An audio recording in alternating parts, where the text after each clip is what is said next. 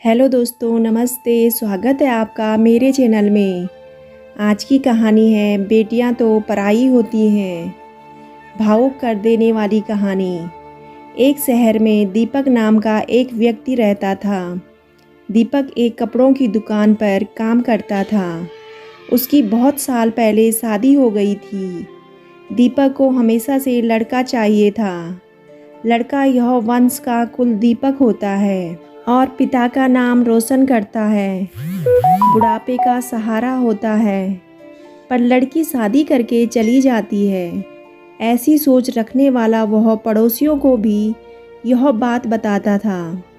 शादी के कुछ साल बाद उसे 2 लड़के हुए। बड़े बेटे का नाम कुलदीप और छोटे बेटे का नाम प्रदीप रखा। बाद में कुछ सालों बाद उसकी पत्नी का निधन हो गया। उसके बाद उसी ने उन दोनों बेटों का ख्याल रखा। समय बीता, उसके दोनों बेटे बड़े हो गए और अब दोनों बेटे नौकरी कर रहे थे। दोनों की शादी भी हो गई। शादी होने के बाद भी वह सब एक साथ ही रहते थे। कुछ साल एक साथ खुशी में गए, लेकिन बाद में दोनों भाई एक दूसरे के साथ झगड़ा करने लगे। दोनों बहुओं में छोटी छोटी बातों पर मतभेद होने लगी। यह सब देखकर दीपक को बहुत बुरा लगता था।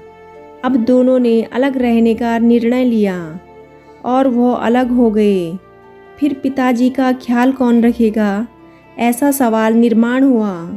दोनों बेटे एक एक महीना संभालेंगे, ऐसा तय किया। दीपक एक बेटे के साथ 1 महीने के लिए रहने लगे। फिर दूसरे बेटे के पास 1 महीना, ऐसा उनका बंटवारा हुआ। पर जैसे जैसे वक्त बीतता गया, वैसे वैसे बहुओं और बेटों में दीपक को लेकर झगड़ा होने लगा। दोनों बेटों के घर में झगड़े का कारण दीपक रहने लगे। यह बात दीपक को अच्छे से समझ में आ गई थी।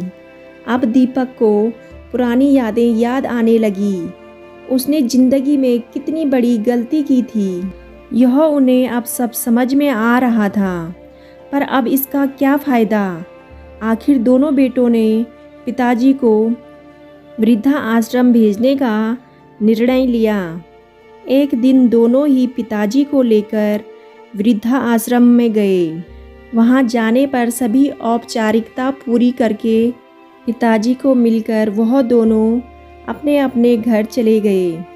बेटों के घर जाने के बाद दीपक बहुत रोने लगे। उसके बाद वृद्धा आश्रम में कई लोगों ने उन्हें मनाया, पर वह बहुत दुखी हो गए थे। दीपक को वृद्धा आश्रम में आए 8-10 दिन हो गए थे। वह किसी से भी बातचीत नहीं करते थे और एक पेड़ के नीचे बैठकर विचार में मग्न रहते थे। वहाँ के लोग उन्हें पूछते थे, पर उन्होंने किसी को भी कुछ नहीं बताया। कुछ दिनों में वह एक व्यक्ति से थोड़ा बहुत बोलने लगे। बाद में दोनों की अच्छी दोस्ती हो गई। एक दिन वह दोनों बैठे थे, तब वह व्यक्ति दीपक को अपनी कहानी बताने लगे। वह बोले कि मुझे एक ही बेटा है। वह मेरे साथ छोटी छोटी बातों पर झगड़ा करता था। इस बात से मैं बहुत ऊब गया था। उस वजह से मैंने वृद्धा आश्रम में रहने का निर्णय लिया। मुझे कभी कभी लगता था कि मुझे बेटे के साथ एक बेटी भी होती तो कितना अच्छा होता। कदाचित आज वह मेरे बुढ़ापे की लाठी बन सकती। उनका बोलना सुनकर दीपक और ज़्यादा दुखी हो गए और वह बहुत गहरे विचारों में खो गए। दीपक को दुखी अवस्था में देखकर उनके दोस्त ने पूछा, आप क्या सोच रहे हो? आपके सामने देखो। उन दिखने वाले 2 व्यक्तियों में से एक हमारे वृद्धा आश्रम के मालिक हैं।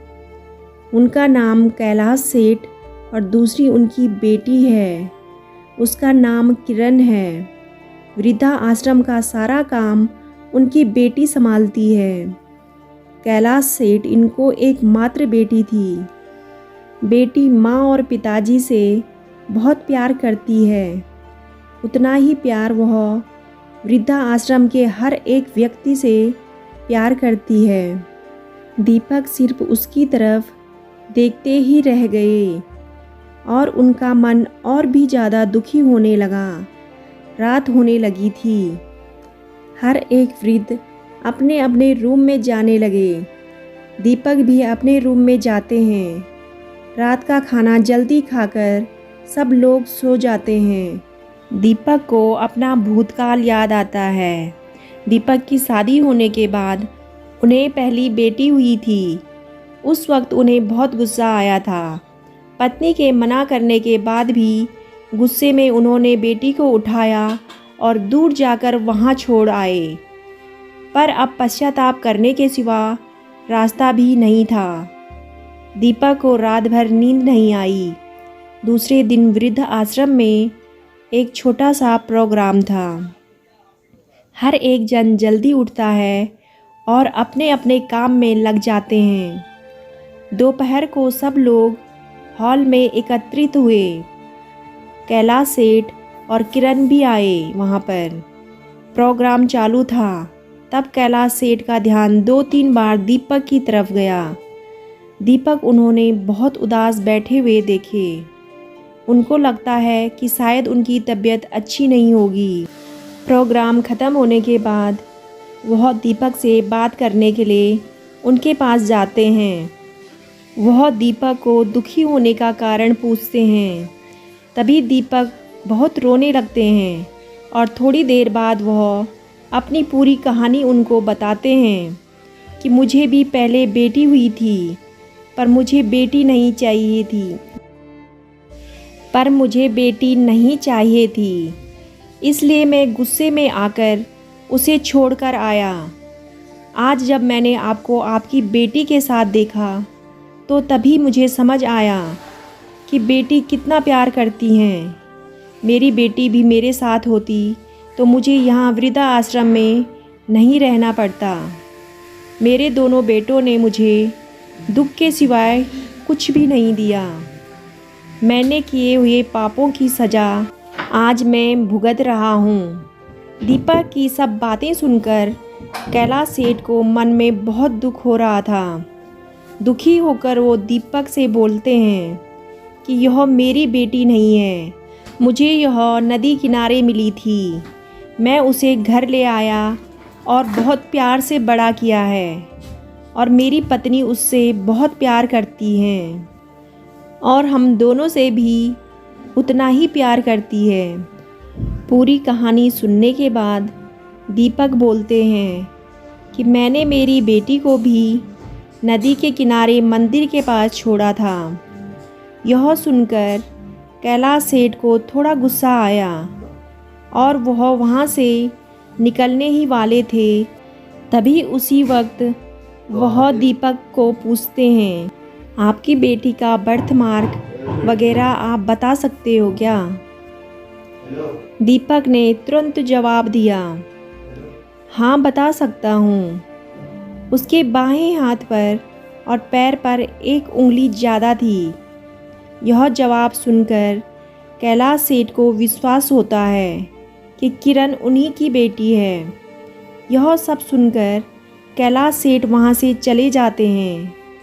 उनके चले जाने पर किरण वहाँ पहुँचती है और वह दीपक को बोलती हैं कि मैंने आप दोनों की पूरी बात सुन ली है। आपने मेरे बारे में जो भी कहा वह सुनकर मेरा मन बहुत दुखा है। एक पिता खुद की बेटी के बारे में ऐसा निर्णय ले सकते हैं, यह सुनकर मुझे बहुत बुरा लगा। आपने जो भी किया वह बहुत गलत था। आपने मुझे बेटी बोलने का अधिकार खो दिया है।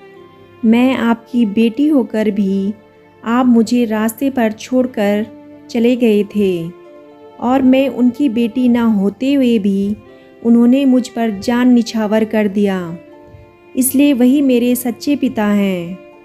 आप इस वृद्ध आश्रम में रह सकते हैं, पर आज आपने उनके सामने जो बोला है वह फिर कभी भी उनके सामने मत बोलिएगा, क्योंकि आज तक मैंने उनको इतना दुखी कभी भी नहीं देखा। इतना बोलकर किरण वहाँ से चली गई। दीपक सिर्फ आंखों में आंसू लेकर उसकी तरफ देखते रह गए और अपने नसीब को दोष देते रहे। दूसरे दिन सुबह किसी को भी ना बताते हुए दीपक वृद्धा आश्रम छोड़कर चले गए। दोस्तों, भले ही लड़के माता पिता का साथ दें या ना दें, परंतु लड़कियां माता पिता का साथ कभी भी नहीं छोड़ती। वह कभी भी अपने माता पिता को दुखी नहीं देख सकती। कृपा करके लड़कियों को बोझ ना समझें। दोस्तों, आपको कहानी कैसी लगी कमेंट करके ज़रूर बताइएगा। कहानी अच्छी लगे तो वीडियो को लाइक और चैनल को सब्सक्राइब करना ना भूलें। कहानी सुनने के लिए आपका बहुत बहुत धन्यवाद।